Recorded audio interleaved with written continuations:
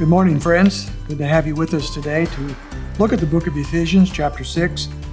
We're looking at verse 11 in particular as we continue our study of the spiritual armor.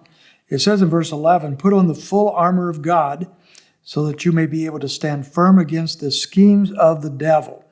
Now, I want to camp out on that term schemes for a little bit. We know that our great enemy is the devil, and as we'll see in verse 12, other demonic beings, evil spiritual forces. We'll look at that tomorrow. But right now, look at the schemes. Satan's primary method of destroying people, of corrupting people, of distracting people is his schemes. In 1 Corinthians chapter 2 and verse 11, Paul says, "So that no advantage would be taken of us by Satan, for we're not ignorant of his schemes." So Paul understands, he says, the schemes of the devil. We're not ignorant of them. We're not going to be taken in by them because we understand them. In that particular context, he's talking about unforgiveness. There was a situation going on in the church there in which there was the danger of unforgiveness and all the vengeance or whatever that goes with that. And he says that is the scheme of the devil. If you let unforgiveness get into your heart, get into your soul, and you don't deal with it properly, then that will sidetrack you at the very best from the things of God. So we're not ignorant of those kinds of schemes.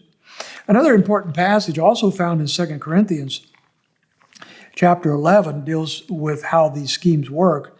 For example, in verses 3 and 4, we see his counterfeits. So Satan's schemes are in essence counterfeits of what God has to offer. So keep that in mind.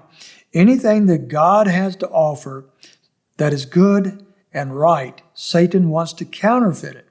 And when he does so, he counterfeits it with something that looks an awful lot like the real deal, but it's not. For example, verse 3, "But I am afraid that as the serpent deceived Eve by his craftiness, your minds will be led astray from the simplicity and the purity of devotion to Christ."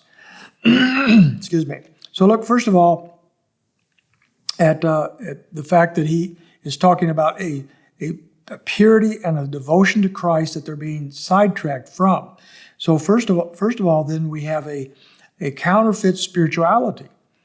And so there are many people that believe they're very spiritual, very much in tune with God, walking with him, but they're following a counterfeit.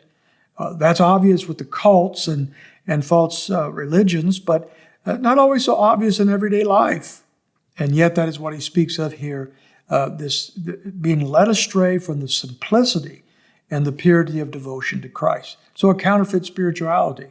In the next verse, he moves on to some other counterfeits, and he says in verse 4, "But if one comes and preaches another Jesus, whom we have not preached, you receive a different spirit, which you have not received, or a different gospel, which you have not accepted, you bear this beautifully."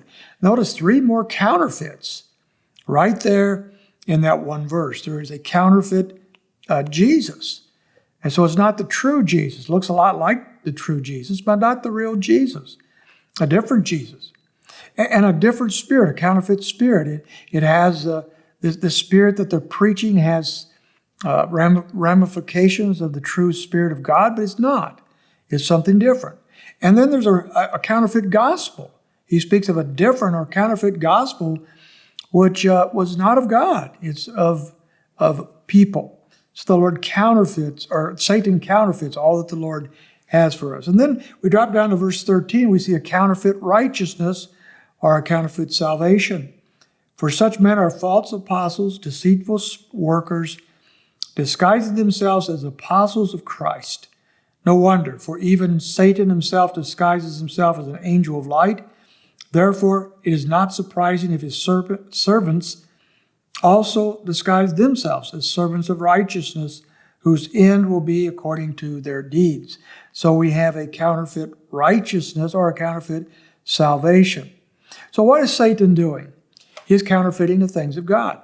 He is taking what is right and he is counterfeiting it. And so watch for his schemes. Satan is too wise just to give us something that's totally dark and in error and obvious. He wants to bring along something that's really close to the truth just close enough that we are deceived and taken in. And this is how he sidetracks us from the things of God. So in our passage back here in Ephesians, he says concerning this, we need to be able to stand firm against the schemes of the devil if we're going to make progress spiritually with the Lord. That's when he begins next in verse 12 to talk about what these enemies that we face look like. So that is our subject tomorrow. So we hope to see you then.